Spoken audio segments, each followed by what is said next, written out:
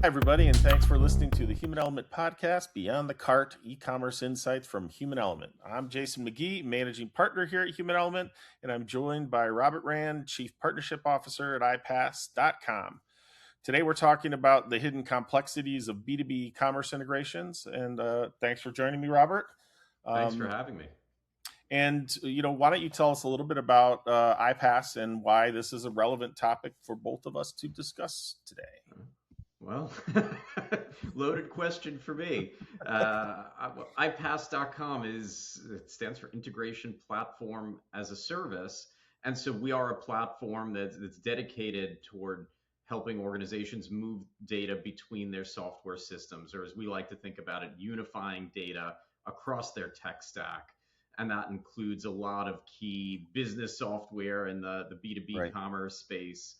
That, as I'm sure we'll chat a little bit about. Cool.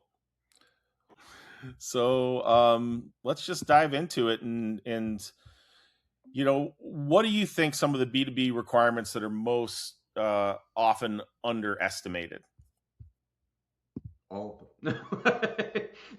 There's when I think about data flows, there's an assumption that when you hear, okay, someone's on a certain ERP and they want, they're ready for a certain e-commerce platform, that you know what you need to know, that's going to do the job. And the reality is that, and I'm going to use the human element name maybe in a punny way, but it's that human element is missing because they've been customizing that ERP for however many years, and their business operations aren't plain vanilla. So what we find are things that seem very straightforward, like, okay, people are going to be shopping on a B2B e-commerce website. Do they have to be pre-approved for an account? Do they have to have a sales tax exemption certificate on file if they're not the ultimate end users? Are those users going to be approved in the e-commerce system? Are they going to be approved in the ERP, or are they going to be approved in a CRM? Right. Do they get net terms, or are they going to be paying via credit or debit or such in the e-commerce checkout? And it keeps going from there. You think about things like, is there a hierarchy, a relationship between different shoppers within a certain company and organization? And what's tying together what addresses they can ship things to and who can approve orders, and there's so much nuance. And then what are they paying? Are they getting a specific discount based upon a group that they're in as a customer and the volume that they shop in, or do they have unique prices on individual products, and where is that being established from? And and you can get into lots of nuance with things like quote requests and CPQs, where you're dealing with those sorts of things. And so there's just so many of these areas that, when people think e-commerce, they're thinking about, okay, well, there's a product price and there's an order and there's, and there's this one-to-one relationship of the customer that placed the order to the order, and B2B can really get off the rails fast. Right.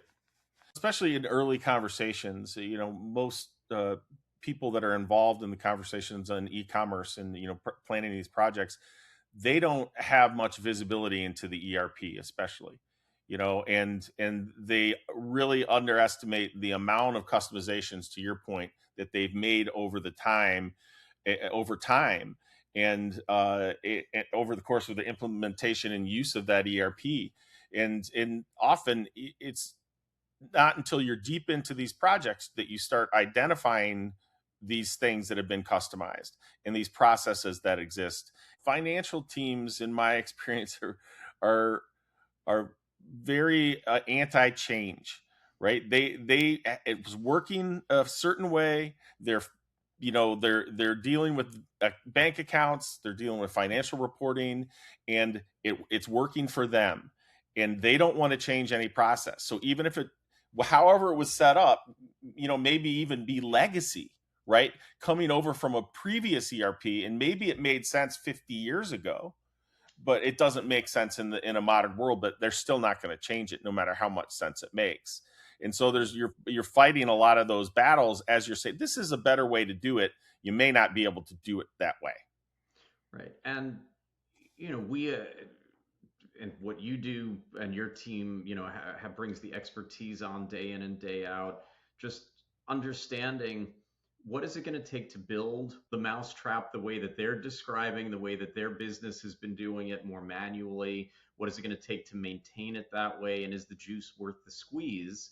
Or Yeah. is this the time to look at modernizing certain, business requirements and rules, and thinking about, how to make this the most frictionless for the shoppers and for their internal teams. And what we always are looking at and have that visualization with everyone is that you may be doing things pretty manually today. You may be deciding which facility is going to manufacture that product based upon a variety of factors on any given day, or which warehouse is going to fulfill a certain order.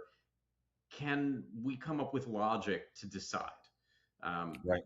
Things like that. Or and it's funny you mentioned finance, and obviously that when it comes to an ERP, they own the Yeah. stack more than anyone. But when we're thinking about these kinds of operations, you're really thinking about other teams that are involved, whether it's like sales and account management, or shipping and fulfillment and Yeah. warehouse kind of The warehouse. Yeah. operations. And you find if those folks, if those stakeholders don't have a seat at the table at the beginning of the project, then typically there's going to be some scope change, additional scope, what have you, some gotchas later on in the project, because nobody thought about, well, some of our customers have us ship on their own, freight accounts, and Yeah. Exactly. don't just Exactly. select in the checkout kind of, or that you wind up with all of these different scenarios. It's the old measure twice, cut once. It's trying to, it costs a business money to bring all those people together in a room multiple times to hash things out, but it costs a lot. There's a bigger opportunity cost. There's a bigger impact of not doing that and dealing with the gotchas at the tail end, and the frustration, of course, then of missed launches because there's new scope, there's things that have to be dealt with. So for me, it's all about being proactive in the process. Right. One of the first things that we do whenever we engage with a new client or on a new project is we ask them for a system map. They almost always don't exist. So we help build those system maps. When they do exist and a company has a system map that they can just share with you, that's great.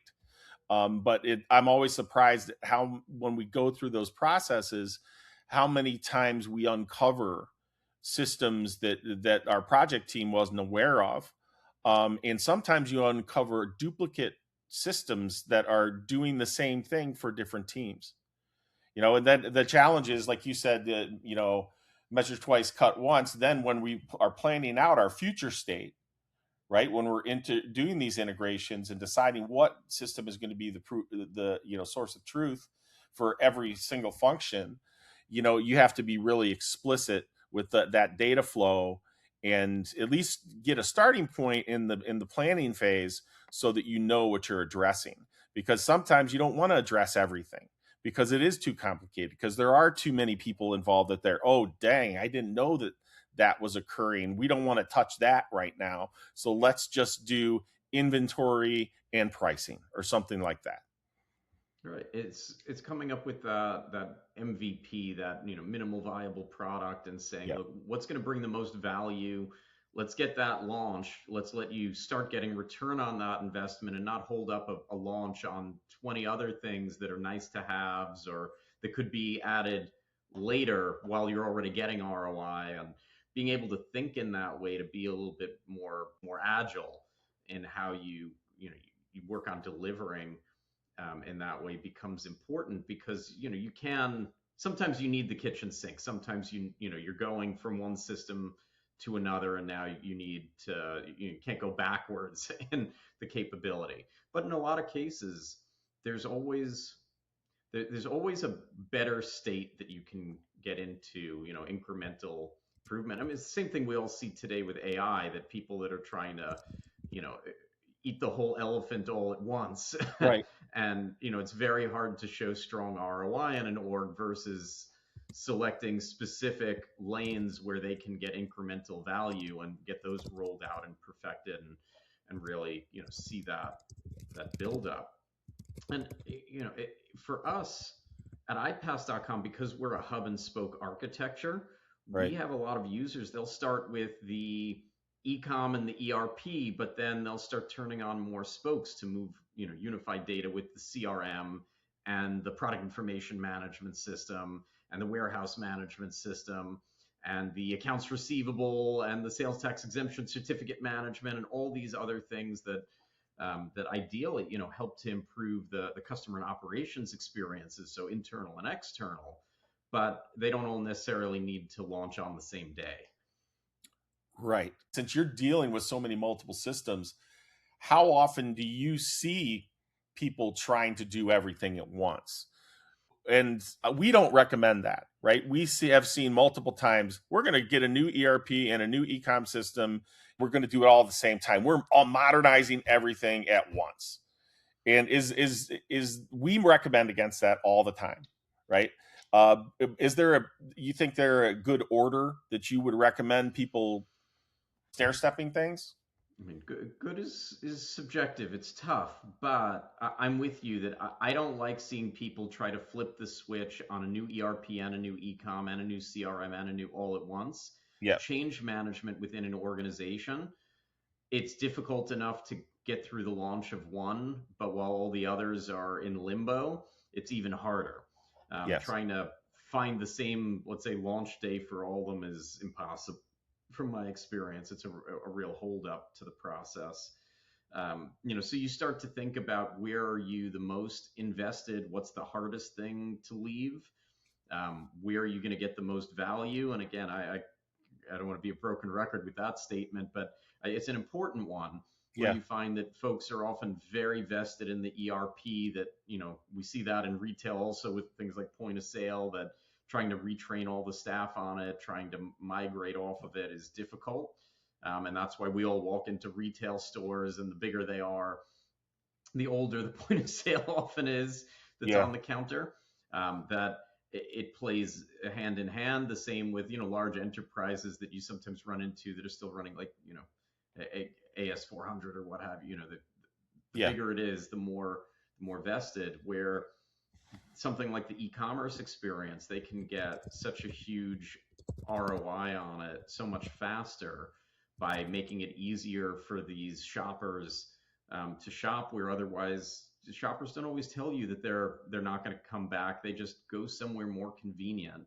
Yeah. They don't want to have to wait, Yeah. yeah, to Absolutely. find what's available to, and the same thing that they don't,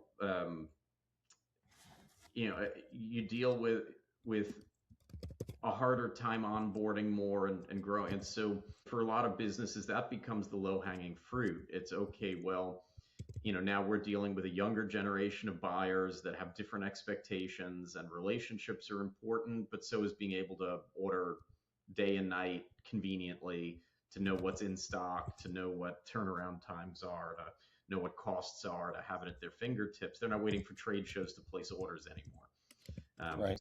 That people are trying to keep up with, where they could probably stay on the ERP longer, in many cases at least. Obviously, each situation is a little bit different, but we see the same. It's say, okay, you're going to do that, but now you've got different brands you're selling in different markets. You want to start thinking about a product information management system Right. that's going to allow you to manage, how you're presenting these things for different sales channels and such. You want all of this to be really healthy in the CRM that's the fuel of your sales team. So I think, there is that question of, A, when do you get the software, but also B, when do you integrate it? Yeah. When is it most important? Is giving the sales team visibility into the e-commerce sales in the CRM what you need for launch, or could that follow up a month or two later? It's That's where really, it, like it you comes said, in. about understanding where you're getting the most value in your current system. Once you understand what you have, where does it make the most sense to invest heavily now? And then what's next? And one thing you mentioned was training, right? I think that's really underestimated in a lot of ways, because internal teams build up processes over times, and a lot of times they're not necessarily that well documented, so that people don't know what's occurring. And if you don't take enough time to properly train and really understand what you're rolling out, it can be a problem. So I do think that that's really important to understand that element of it as well. And with, you mentioned the e-commerce maybe having the bigger bang for the buck because you're just providing a better experience, and you shouldn't have to train your users to use your system, right? Yeah. There's a different kind of light of day situation there when it comes to like an e-com experience versus like an ERP where you're if you change out your ERP, right? There's a limited number of users generally. They really need to understand that not just their systems, but the workflow of how everything bounces back between each system. That's why doing the discovery and mapping these things out first is so important in to get to a longer term plan and mapping out your future. Yeah. And I think when we start to get into those terms, the conversation really gets uplifted, right? We have customers, subscribers on our platform that, again, there's the brass tacks, there's what do they need to operate, but then there's where are they just, losing a lot internally on manual process, and where can they keep, trimming away at that and let their teams work on things that are going to be more advantageous, not manual data entry, not busy work, where, how can they better support and service the customers? That's where, what the customer wants, and that's, generally speaking, when everybody looks at it with eyes wide open, what everybody within these manufacturers, distributors, wholesalers, et cetera, are looking to achieve. And so we see these scenarios where, for instance, accounts receivable, when you're B2B selling an e-com, it might be that a majority of your orders aren't paying in the e-commerce checkout. They're what we Right. call offline payment. It's net terms or such. Well, now you're waiting for checks in the mail, or you're playing phone tag with people trying to get credit cards.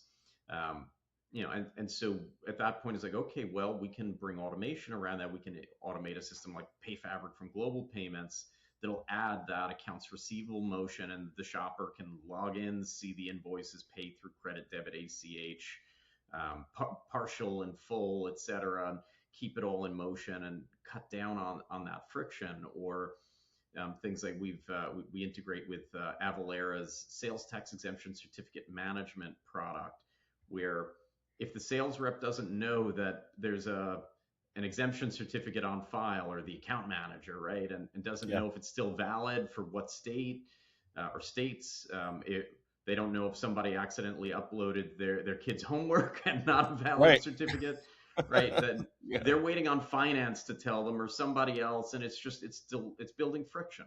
It's delaying the process. It's, well, those certificates can be made available to the CRM through a system like iPass.com. For us, we look at it as, okay, you might have that baked in the e-com experience, but is it where the internal staff in the organization need it? Is it unified across all the right departments? And so we really do get into some very unique workflows. And even so, when we think about data like product data, you might have the inventory coming from a warehouse management system, the pricing coming from the ERP, and other fields of data coming from a PIM, like product descriptions and attributes and Right. categorization and what have you. And so you find that sometimes you need that one to many, or sometimes an order is going to come down from the e-commerce site and it's got to go to the ERP for accounting, but it's got to go somewhere else for fulfillment and somewhere else. So again, the sales team has visibility in the CRM and so on and so forth. And you start thinking about the bigger picture, that you don't intend to have your entire team in most cases all living in one system. You're trying to bring together your tech stack. So when you are working with a customer, for example, that has all of these different connections with a PIM and you know the CRM and the ERP and all of the like a asset management system. So how do you typically go about mapping that out? Like do you like what is your process if you engage with a new customer? So, as a platform ourselves, we provide a lot of great resources to our our partner network. We've got, partners like Human Element that bring in that layer of consulting and expertise. And we work with a wide variety of different types of orgs, ERP VARs and CRM experts and so on. I'd say that the best way that we recommend in our training and in supporting our partner network and our user base, Yep. it's really documenting what what actually happens in the journey here. What would a human being expect in a perfect scenario? What would success look like Look like, yeah. and talking about it one data flow at a time. So thinking about, okay, this is where when we're creating a new product, we start here in this system, and then but this data's got to come from this system. We can't publish that product to the e-commerce website until there's This some happened. approval step or there's some. So now we know we've got a filter on that. Don't grab those products until they have whatever flag on them, so to speak, until whatever field is filled out. Don't bring over products with $0 prices Right. that aren't filled out yet, right? Yeah. But you'd be surprised, how you can figure out those things in arrears, right? You can build something and then test and keep finding all of Yeah. Keep the iterating. idiosyncrasies, right? But it's a lot better when okay, this is the process, and this is how we're going to now think about automating it to cut out all the manual copy and paste or typing in or and honestly, with all that manual effort, typically every org sees a certain rate of errors and exceptions that come out of that, Yeah. and that's another friction point where customers are not happy when that order didn't ship because it didn't get keyed in properly or went to the wrong address or whatever happened. That so back to higher level customer success, it all kind of comes together when you realize, when you do the math on how simple, let's say, a 1% fail rate on something like order fulfillment can impact your org, Right. how many customers it can lose you, how much you can spend, reshipping and redoing. And it's interesting just how reality can start to come into a different light. Yeah. You also mentioned, establishing kind of key metrics and what does success look like. I think that's really important in any project. We always talk about that right at the beginning. How do we know whether we won or lost here? Right? Because we know that these projects are hard. And I think it's important to go into them, like when you're integrating, ecom in an ERP or any other system, it always sounds a lot easier than it actually is in reality. It's the old saying, like everybody's got a plan until they get punched in the face, right? Isn't that Mike Tyson said that?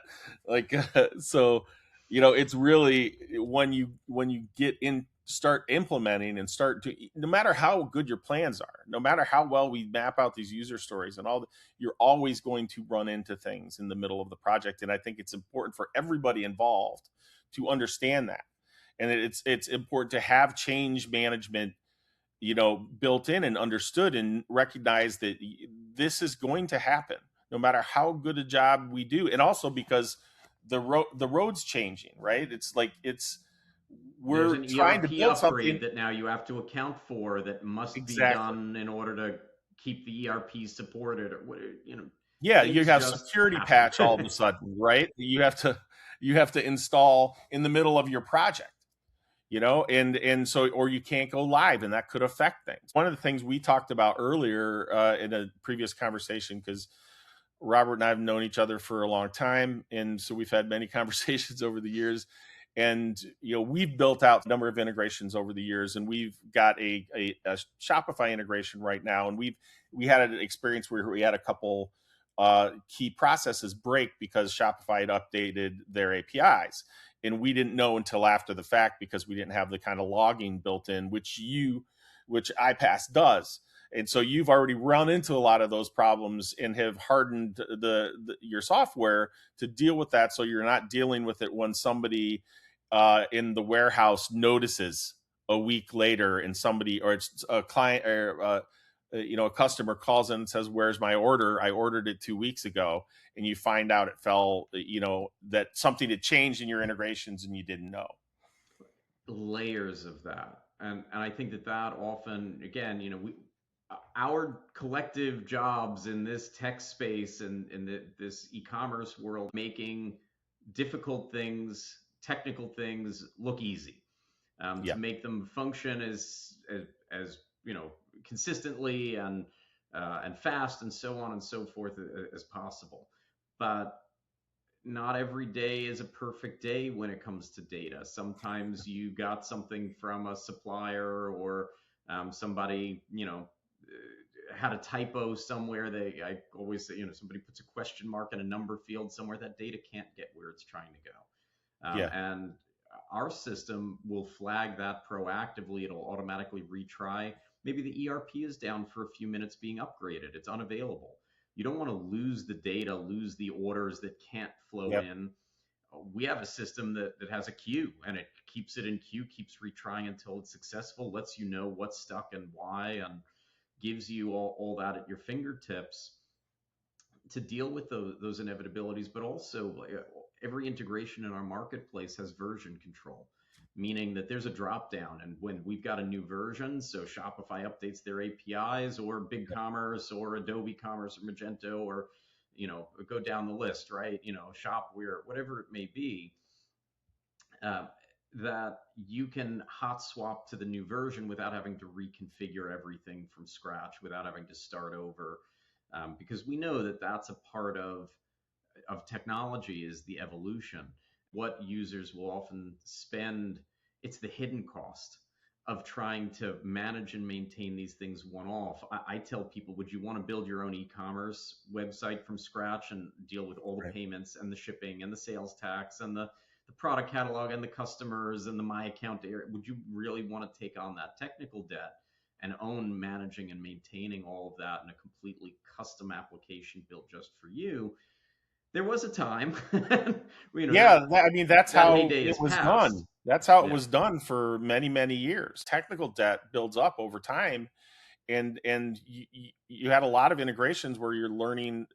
There is no starting point. I mean, I think that's one of the great things about iPass is that and similar companies that do this, um, that there's a starting point, and you're not building it out from scratch all the time, and you've thought about things like queuing, and you've thought about the version control, and you've done yeah. all that stuff, We've and thought because you of can the do auto that custom. scaling of the platform and the SOC 2 compliance and the encryption of the data and the user control and roles and what have you, so only the right people get access to the right settings and data and such, and all of these things that should be prerequisites, um, into these sorts of living, breathing systems. But we've also, the integration space started like everything starts. It was reactive.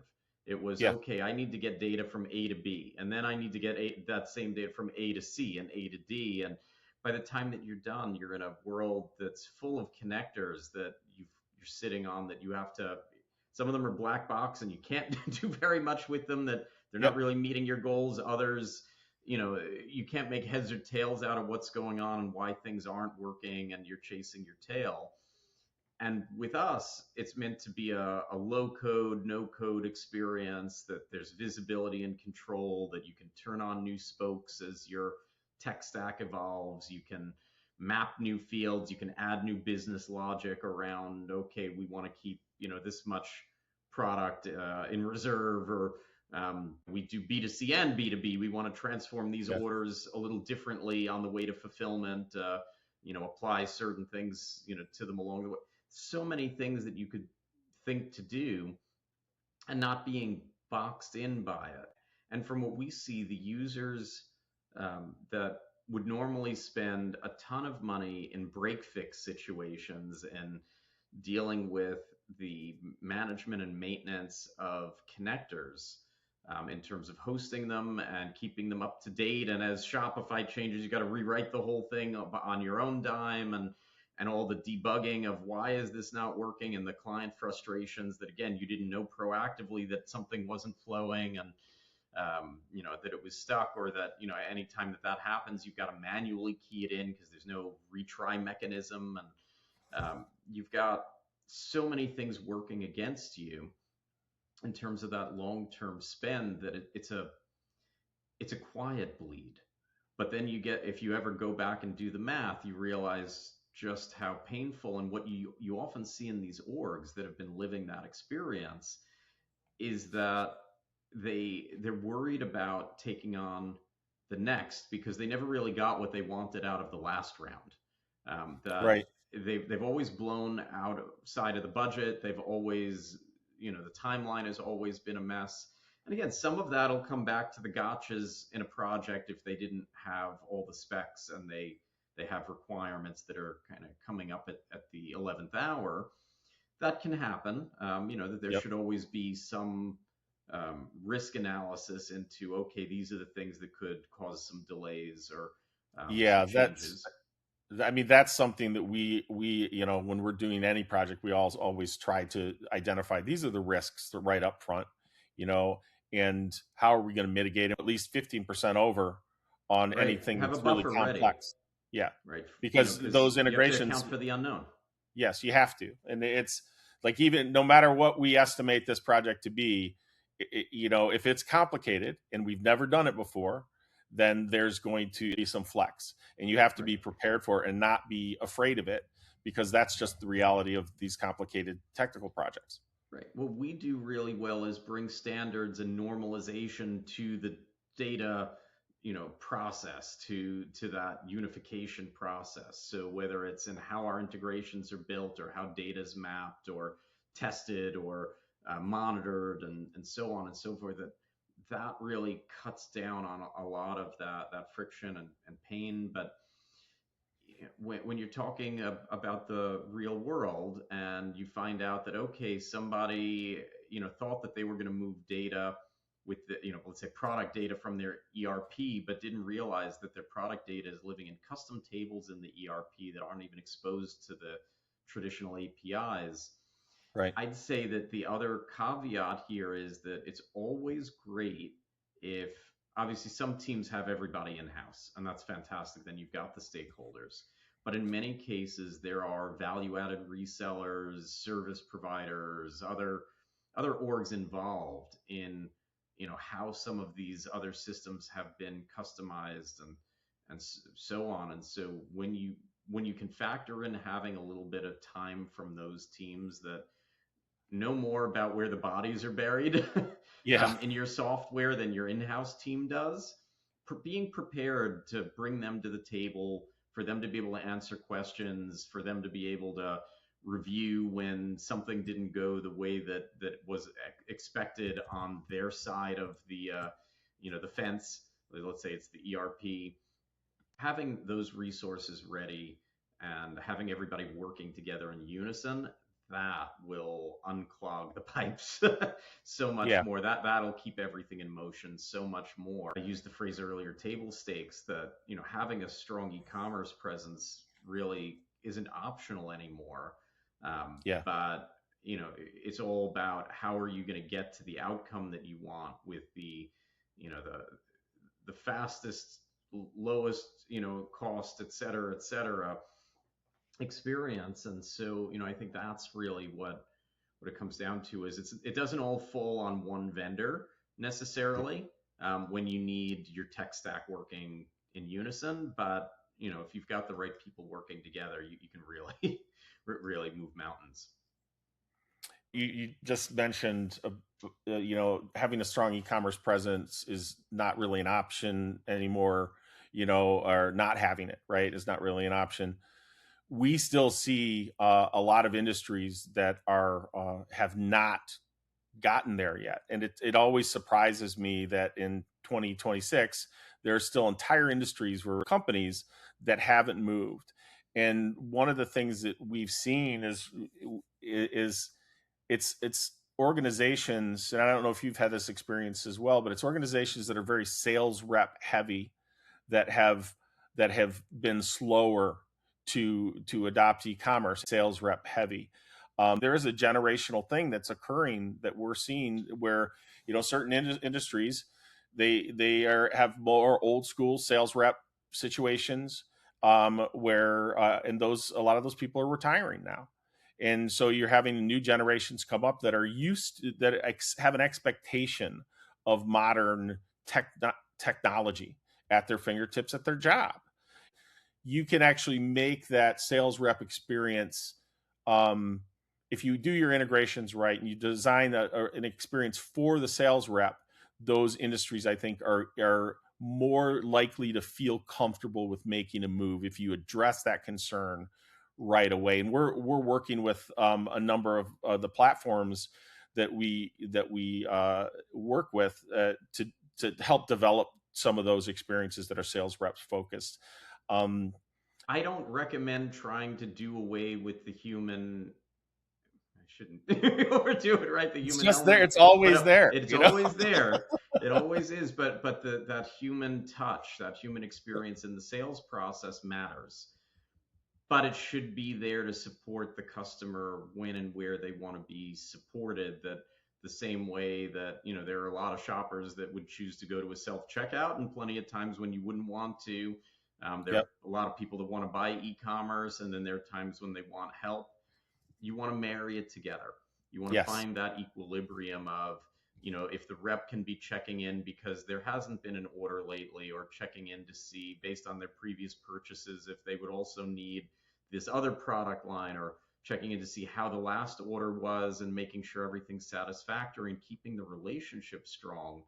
You're freeing them up to do that instead Yes. of having them trying to be, glorified order takers. It's the same way that people, by and large, there are still businesses faxing in orders, right? But Yeah. we know that that's not the future. It Yeah. hasn't We been know for that's some not gonna time. be forever. Right. Right, that you have to anticipate what comes next, and make sure that even if you're going to continue to support some shoppers in one mode, in one experience, that you've got the experience that others are looking for, and that over time you'll see more of that shift toward the more modern on average. I mean, partnerships for a living, I deal with people. Yeah. I believe in the power of bringing people together and the positive experiences and the ability to collect feedback and understand why someone wouldn't be buying that item because it's $1 more from you, when you'd have no problem with adjusting the price in order to get the volume of business from them. Or there's so much that you can get out of that. But then again, they're customers that absolutely just, they don't want to talk to you, or they're, they want to be ordering after hours, or so many different scenarios that you run Yeah. into. Or they want to be able to log in and see the invoices and see the what's due and what's paid. They want to have somebody in there organizing the purchase and somebody else putting the payment in and approving it. There's scenarios. And Yeah. so I think that's what's key. Is they taught me many, many, many years ago, in this space, not to use myself as the ultimate barometer for every shopper's Yeah. experience for what everybody likes. It's just kind of, I might use certain social media like LinkedIn, but there might be other social media that I don't use. It doesn't mean that there isn't a market that uses that. Yeah. That you have to be able to put yourself into the shoes of others, and think about that wider audience, and think about where that audience is headed. Because it's a lot easier to retain and grow from a peak than it is to see the business receding and shrinking. The longer you wait at that point, I'd say the harder it is. Then you're trying to win back the market, versus, the faster you can Keeping it catch and it growing when it. you see those things happen. Yeah, that's crucial. So, time becomes of the essence. So you also mentioned the the kind of fax ordering, and like we got to talk about AI for a little bit, right? Agentic Commerce Alliance is a group that is put together, started by Shopware, and but it's an independent group, right? And we there was a kind of show and tell in New York a few months ago, and a lot of the search providers that are integrating, with all the major e-commerce systems, added this feature where you could basically upload a PDF like a PO, or a fax, because all faxes are coming in and being turned into PDFs somewhere, right? A lot of these search providers were now utilizing AI to so that you could just load it into their search, and it would go through and add products to the cart that it could and say, we can't add these because we don't have them, they're out of stock, or this is a similar type product that you want us to add this. And I thought it was interesting that's happening because some of these legacy things are still around, and how do you get them to integrate into the modern stack? And so that's just one example of how AI is changing a lot of what is happening in e-commerce. We still do custom integrations, right? Because some customers, they want to do that, right? And there's nothing wrong with it. It's just like all those the complexities that you mentioned are still true. Like you still have to do all those things, queuing and the error logging and everything. But we find that it's helps at a starting point. AI can help, by comparing the APIs of the two systems you're in, at least give you a starting point. How are you guys utilizing AI in what you're doing? AI is changing a lot of development out there in the world.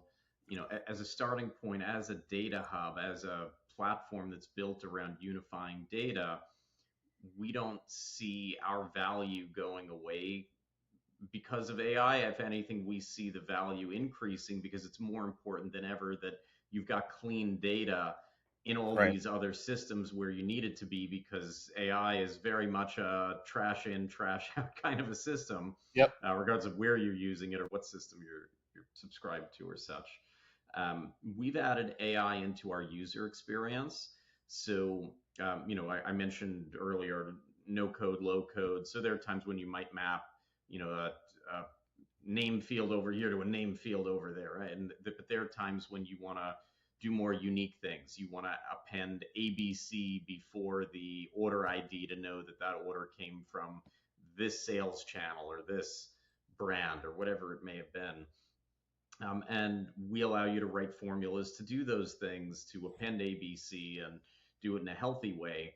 And so now we've added AI where there's a prompt, and rather than you needing to come up with a formula for this and think about it yourself, you tell it what you want it to do, and it's going to ask follow up questions. What if the order ID already begins with ABC? What if the field is null? And it's going to write in all of these scenarios so that there's a script there that's going to run and it's going to do the job right. And so, that's a key area for us to cut down on that implementation experience of bringing in some Yeah. of that custom business logic where it's much more user friendly. Internally, we've seen AI to be extremely helpful when we're speccing out a new integration for our marketplace. To your point, just as you described, okay, take a look at these APIs over here versus what our integrations are all written with our Open SDK, our software development kit, Yeah. and talk to our data models, to our APIs, and so thinking about where do these things line up, and having that baseline to start from, as we're coding things out, same thing that providing maybe more of that base layer. So it's allowing us to create more integrations faster. It's allowing our partners to create more integrations faster with that Open SDK, being able to leverage these AI systems. But that the data that's flowing, let's say your accounting data and the sales taxes paid and what have you, the data is sacrosanct. It's not up for debate. It's not up for hallucinations.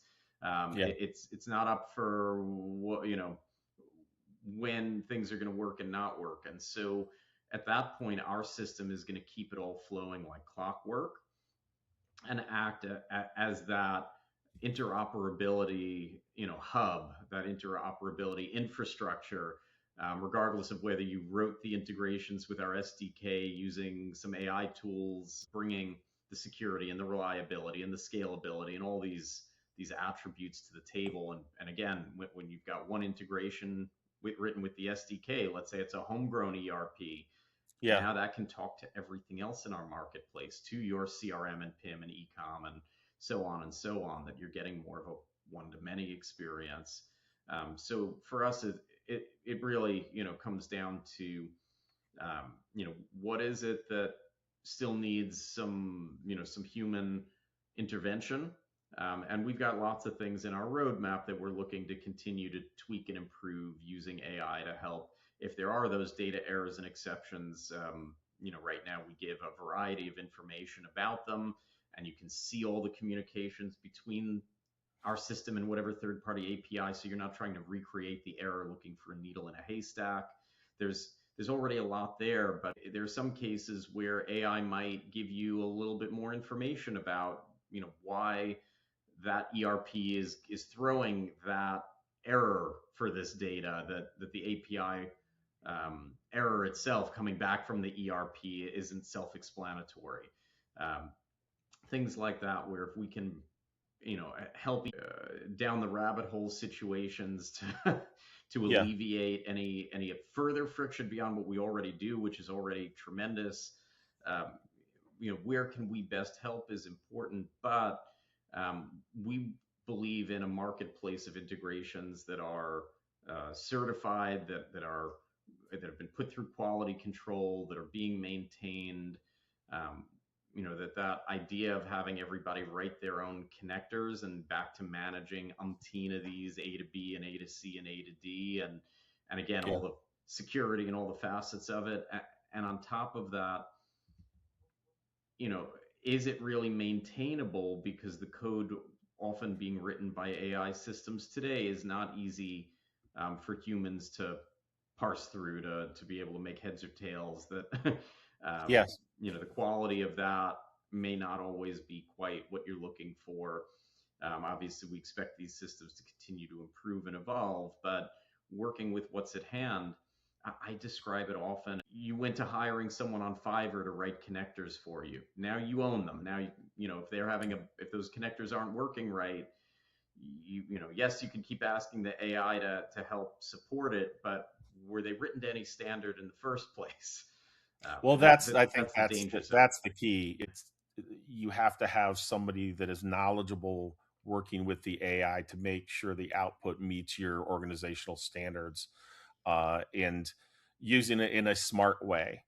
And I do think one of the things we found some of the models really helpful with is this organizing documentation, and with these, like in the discovery process, it really can help because we can load in all the API documentation. It gets us a starting point for us to edit, when we're mapping out the data flow, asking where risk factors can be. It augments what a smart person can already do and save them some time, is where we're finding the value. Yeah. But one of the other things, we're basically acting as if we're the customer, prompting AI on the customer's behalf, kind of pre-prompting, because the what you ask the AI models really matters. And Yeah. so if you ask for how much does a Shopify site cost to build, right? And it's, you get a much different answer than if you say, how much does it take to recreate the feature set of a 10-year-old Adobe Commerce site and migrate all that get feature parity on a Shopify site. You get a completely different answer when you ask it the real question. But oftentimes in our initial conversations, we'll come in and say, hey, this is you should Right. ask your AI this question and Right. not the one you did. It's all about the guardrails and the parameters, right? So Yeah. now, are you specifying 2026 or whatever, timeline prices, or is it going off of articles from, 7 years ago that are on the internet, Yeah. and the prices on these things may not be quite the same anymore, right? To your point, if you're coming off of Adobe Commerce, how many Adobe Commerce or Magento extensions are you using? And how custom That are they? Right. Right. Yeah. And how much data do you need to migrate over in the process? That users will often move a lot of their data through iPass.com into their new website. That they'll get the product data from the source of truth, like the ERP or PIM or such, and get that into the new ecom. They'll so on and so on. And so thinking about all of these different things that are different, when, to your point, when you're on a 10-year-old website and there's history and credit cards on file and recurring subscriptions, are there loyalty points, are there gift cards, are there, Yeah. so whether we're talking B2B, B2C, or a mix of the two, and all of these all of these pieces of data that may be on the periphery that may need to flow as well. But I love your example of documentation, because our knowledge base has hundreds and hundreds and hundreds of articles on the different integrations in our marketplace and how to configure, so you understand, okay, well, to get the API key from this ERP and activate whichever API says you're going to go here and do this and do that. And a lot of the details around what you need to know in a configuration situation, what you need to know about known limitations of that ERP. I mean, let's say your customers and products and such into your CRM. A lot of CRMs, for example, they'll take product data, but it's flat. They don't have a way of dealing with variants or product child relationships. So thinking about how you're going to structure that. Is it okay to have a flattened product catalog where everything's just some form of a simple basic product, just a SKU and a price and inventory, Sure. whatever Yeah. it may be? And so we absolutely are leveraging AI to pump out that documentation much more efficiently as we're getting new integrations written or we're updating existing integrations.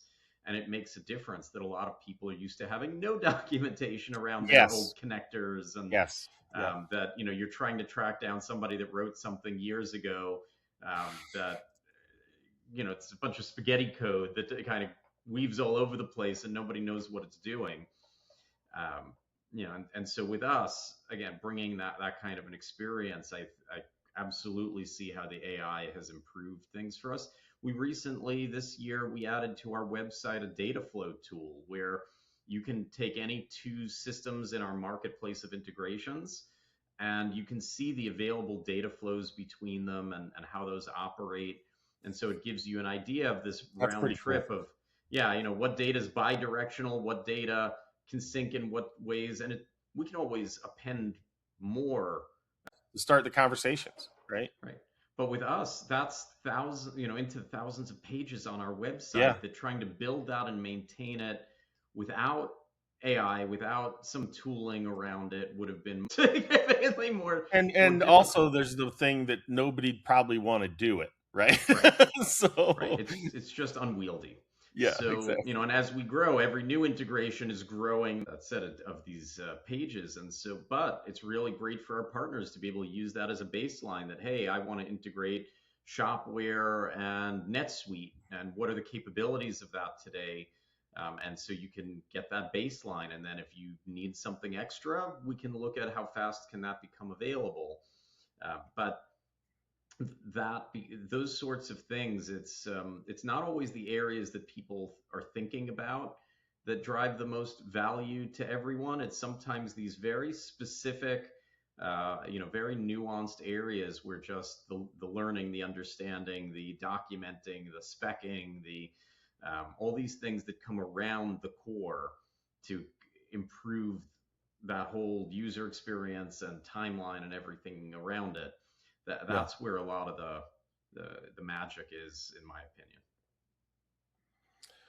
I think we got into a lot of topics and details about what makes B2B commerce integrations complex, and what you can do to help yourself along the way if you're in the middle of one of these projects, and what you should be thinking about. So thanks for joining me again. I'm Jason McGee from Human Element, and this has been Robert Rand from iPass.com. So I guess everybody have a great rest of your day.